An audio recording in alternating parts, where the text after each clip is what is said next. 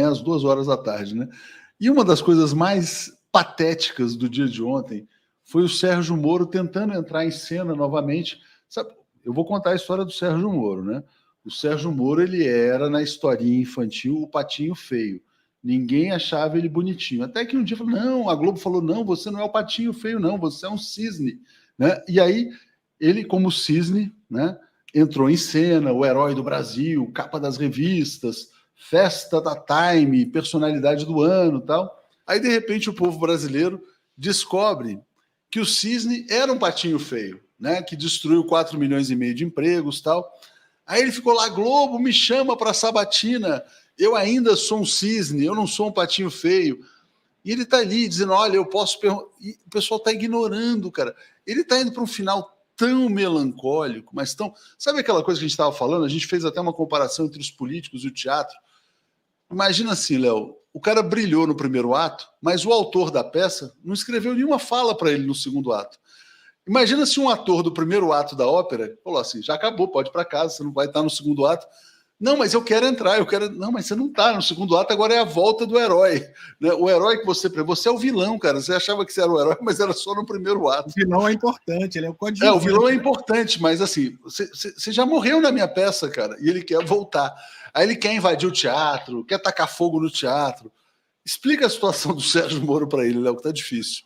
Olha, a situação do Sérgio Moro, Léo, é a mais cruel de todas, porque nós estamos falando de um cara que tinha um poder institucional muito grande, juiz federal, um cara que tinha a maior emissora do Brasil, a Rede Globo, e ele não tinha nada disso. O que acontecia na realidade é que todos tinham ele. Ele foi o bobão que trabalhou pela destruição da indústria nacional, achando que ele era o protagonista, porque ele era o cara que aparecia na televisão como sendo o herói, mas na verdade a Globo estava usando o Sérgio Moro para instrumentalizar os interesses dos Estados Unidos de acabar com essa economia brasileira, e ele achou que ele ia ter um proveito absurdo de tudo isso. Ele chegou a ser tão prepotente a ponto de imaginar que ele era o cara mais popular do mundo e seria, por exemplo, presidente da República. Ele nem sabia o que ele queria, né? Se ele queria ser ministro do STF, se ele queria ser presidente da República. Um fato muito interessante a respeito do nível de prepotência do Sérgio Moro é que, mesmo sendo ele, o Sérgio Moro, o cara que aceitou destruir a economia brasileira para aparecer na televisão, para receber algumas palestras e etc., esse Sérgio Moro foi capaz de achar que ele era limpo o bastante para não pertencer ao governo Bolsonaro. E achou que ao sair do governo Bolsonaro, o Bolsonaro ia cair, a gente ia antecipar as eleições para ele se candidatar a presidente da República. Não aconteceu.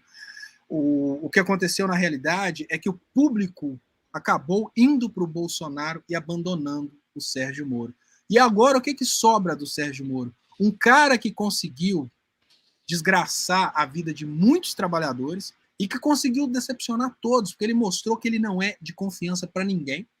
Ele não foi de confiança para o Bolsonaro, porque ele, no final das contas, por ego, ele quis manter-se íntegro para tentar, de repente, antecipar as eleições e ir à presidência da República aproveitando aquela popularidade daquela época.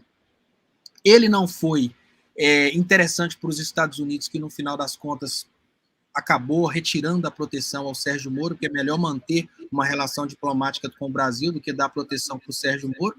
Abandonou o Poder Judiciário achando que ia sair pela porta dos fundos e entrar lá no STF, não conseguiu também. Então o Sérgio Moro está colhendo aos poucos um pouquinho do resultado daquilo que ele plantou. É muito importante a gente ver as derrotas do Dallagnol, porque as derrotas do Dallagnol elas acabam demonstrando um pouquinho do que o Sérgio Moro pode passar lá na frente. E é muito simbólico isso, Léo, porque nós temos um histórico de no Brasil usarem poder institucional para lawfare ou usarem poder institucional para fazer política, e a queda do Sérgio Moro, a queda do Dallagnol, elas são muito simbólicas para esse Brasil. Principalmente porque você já parou para pensar a vergonha daquele camarada que tinha a camisa do Sérgio Moro com roupa de Superman, a vergonha daquele cara que falava abertamente que ele era Sérgio Moro, agora que esse cara começa a compreender que a derrubada da nossa economia se deu em cascata a partir da Operação Lava Jato, aos poucos o Sérgio Moro ainda vai piorar ainda mais a situação histórica dele. Mas agora tá ruim ainda, que ele tá solto. Bom vai ser quando ele estiver na cadeia.